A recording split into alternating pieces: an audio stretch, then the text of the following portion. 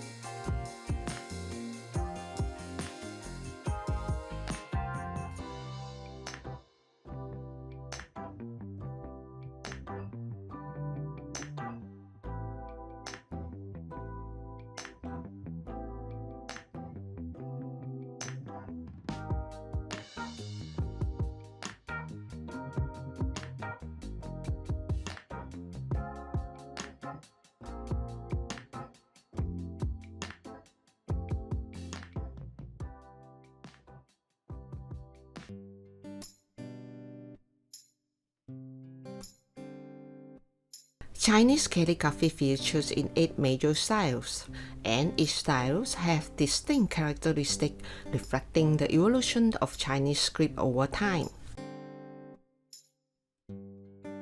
Among all, I prefer jiaguwen and Caoshu.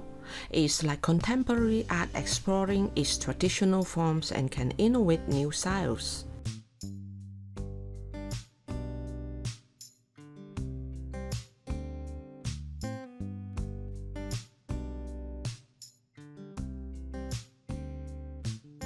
A unique personal brand logo should be a visually distinct representation of your individual identity and professional style, serving as a memorable first impressions.